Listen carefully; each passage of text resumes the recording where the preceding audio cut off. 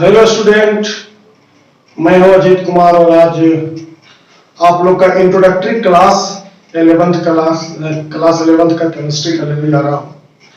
देखो, सबसे पहले अगर क्वेश्चन आता है कि ये जो केमिस्ट्री है सर, वो क्या है ना?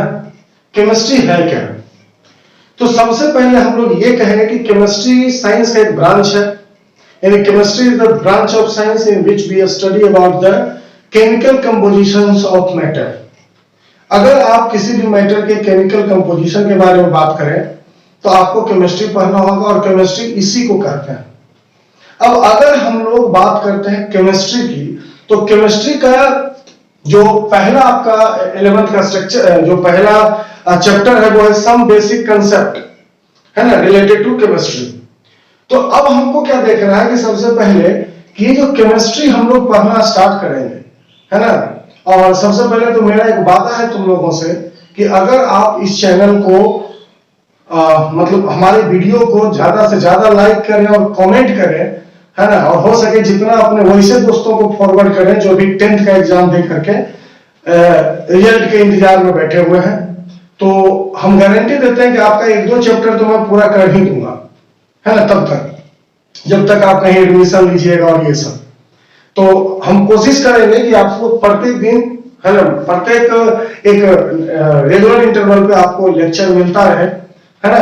चलिए, तो केमिस्ट्री को हम लोग समझिए। केमिस्ट्री के जो 3 पार्ट हैं, है ना, 11th और 12th में जाकर के इस केमिस्ट्री के 3 पार्ट हो जाते हैं।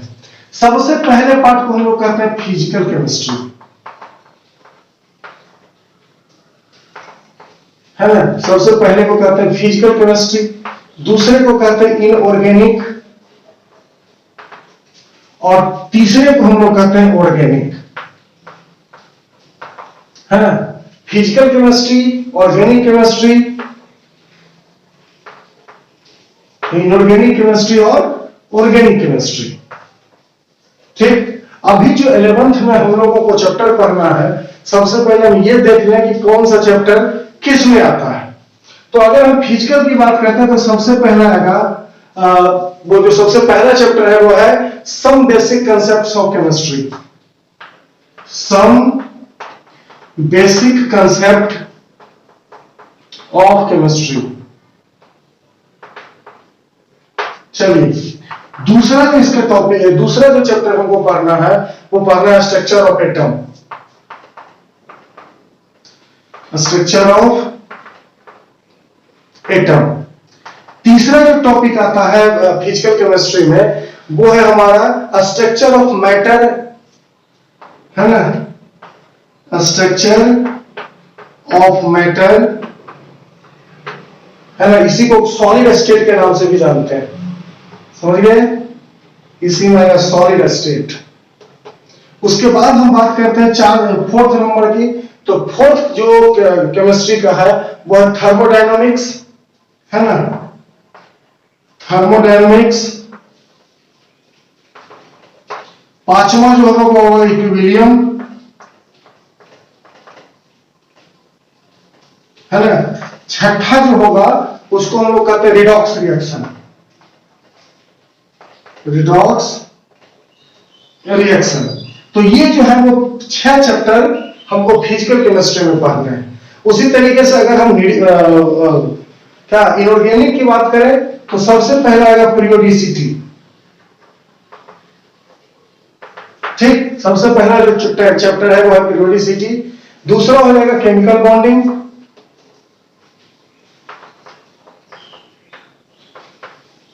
दूसरा हो जाएगा केमिकल बॉन्डिंग। तीसरा हो जाएगा एस ब्लॉक एलिमेंट, है ना। उसके बाद हाफ पी ब्लॉक भी इसको पढ़ना पड़ता है 11th में, पी ब्लॉक एलिमेंट। ये सभी जो है वो इनऑर्गेनिक केमिस्ट्री का चैप्टर है। इसके बाद हम बात करते हैं ऑर्गेनिक का। तो ऑर्गेनिक में सबसे पहला आता है जीओसी। सबसे पहला आएगा क्या? जीओसी। दूसरा जो चैप्टर होगा वो होगा हाइड्रोकार्बन्स। दूसरा जो है वो क्या है? हाइड्रोकार्बन्स। और एक चैप्टर और है ना, जिसका नाम है एनवायरमेंट। तो इन्वायरमेंटल को हम पार्टिकुलर हम क्या कहें, ऑर्गेनिक में ही रख लिया। तो यहां हम लिख सकते हैं इन्वायरमेंट। तो यही हम लोग का सिलेबस है ना। केमिस्ट्री, फिजिकल केमिस्ट्री हमको पढ़ना है, सब basic concepts of chemistry, structure of atom, structure of matter और या सॉलिड स्टेट, थर्मोडायनेमिक्स, इक्विलिब्रियम और रिडॉक्स रिएक्शन। जबकि इनऑर्गेनिक केमिस्ट्री में periodicity, chemical bonding, S block element और हाफ पी ब्लॉक एलिमेंट, बाकी जो हाफ पी ब्लॉक एलिमेंट होता है वो 12th में भी है। ऑर्गेनिक केमिस्ट्री की अगर हम बात करें तो जीओसी, हाइड्रोकार्बन और एनवायरनमेंट, ये हमारा 2021-23 का जो है वो सिलेबस है ना। जो हमारा सेशन है वो क्या है, 2021 टू 2023 है ना। इस सेशन के लिए यही जो सीबीएसई के द्वारा सुझाया गया जो है वो ये सिलेबस है, इसी पर हम लोग बात करेंगे, ठीक है ना।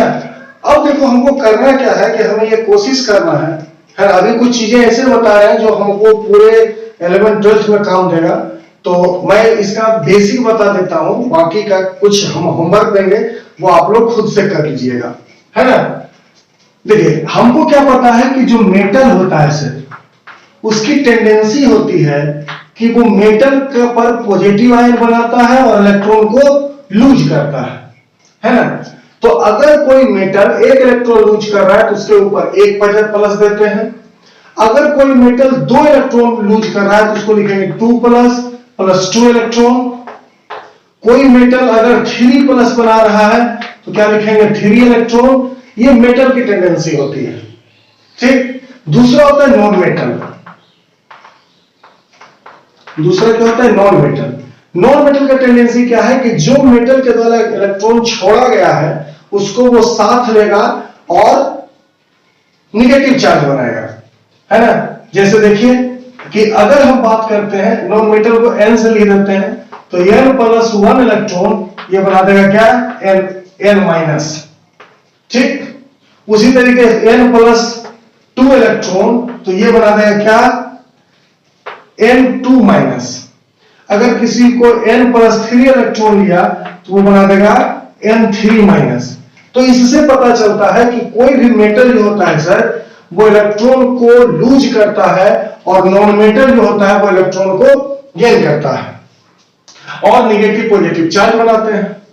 अब देखिए अगर निगेटिव पॉजिटिव चार्ज बन रहा है ना, अगर निगेटिव पॉजिटिव चार्ज बन रहा है तो क्या पता चलेगा, प्रत्येक मेटल 1 प्लस नहीं बनाएंगे, प्रत्येक मेटल 2 प्लस भी नहीं बनाएंगे और प्रत्येक मेटल 3 प्लस भी नहीं बनाएंगे, है ना। तो प्रत्येक मेटल का अपना क्राइटेरिया है ना। प्रत्येक मेटल का कौन कितना प्लस बनाएगा ये क्राइटेरिया है। जैसे अगर हम लोग मान लें कि वैसा मेटल जिसके आउटर मोस्ट ऑर्बिट में 1 इलेक्ट्रॉन हो, ठीक। अगर 1 इलेक्ट्रॉन है तो वो क्या करेगा, है ना, वो क्या करेगा 1 प्लस बनाएगा। 2 इलेक्ट्रॉन है तो 2 प्लस बनाएगा। 3 इलेक्ट्रॉन है 3 प्लस बनाएगा। जबकि अगर हम लोग नॉन मेटल की बात करें तो वैसा नॉन मेटल जिसके आउटर मोस्ट ऑर्बिट में 7 इलेक्ट्रॉन है ना, 7 इलेक्ट्रॉन है, वो n माइनस बनाएगा। अगर 6 इलेक्ट्रॉन है ना तो वो क्या करेगा n2 माइनस बनाएगा। अगर 5 इलेक्ट्रॉन है तो वो क्या करेगा n3 माइनस बनाएगा, इस तरीके से, है ना। तो अभी मैं कुछ एलिमेंट का नाम देता हूं, आप लोग का काम है कि अगर ये चीजें समझ में आ गई हो तो आप उसका कमेंट सेक्शन में जवाब लिखिएगा। सबसे पहले है sodium ion. Sodium ion, sodium ion क्या करता है, Na प्लस बनाता है ना, यानी एक पॉजिटिव के साथ ये रहेगा। तो इसका चार्ज कितना हो गया, अगर इसके चार्ज की बात करें तो क्या पता चलता है +1 है सर। उसी तरीके से अगर हम मैग्नीशियम की बात करें, अगर मैग्नीशियम की बात करें तो Mg2 प्लस बनाता है, यानी चार्ज क्या हो जाएगा, चार्ज हो जाएगा +2, ठीक। उसी तरीके से अगर हम बात करें सिल्वर का, एमिनो एसिड का, अमोनियम आयन का, hydrogen, magnesium, copper, barium, zinc, iron, mercury. तो ये सब का आप एक लिस्ट बना लें, है ना। ये लिस्ट बना करके आप उसको प्रिपेयर कर लें। दूसरा काम ये है कि बहुत सारे कंपाउंड ऐसे हैं, है ना, जिसका कि आपको नाम याद रखना है और उसका सिंबल याद रखना है। जैसे अगर हम बात करते हैं सल्फ्यूरिक एसिड, है ना, सल्फ्यूरिक एसिड, तो इसको हम लोग याद करेंगे क्या, H2SO4। ठीक, इस तरीके से कम मेरा होमवर्क आप लोगों को है कि 50 इस तरीके का चार्ज और 50 कंपाउंड का नाम आप याद रखें। हम बहुत जल्द अगला वीडियो अपलोड करेंगे इस चैनल पे, और मेरा कोशिश है कि जब तक आपका रिजल्ट निकलता हो तब तक हम आपका 1-2 चैप्टर खत्म कर दें। मेरे लिए आप इतना ही करें कि इस वीडियो को ज्यादा से ज्यादा शेयर करें, वैसे प्रत्येक स्टूडेंट को भेजें जो अभी कोचिंग ट्यूशन नहीं स्टार्ट किए हैं या जो कोचिंग फी या ट्यूशन फी अफोर्ड नहीं कर पा रहे हैं। धन्यवाद।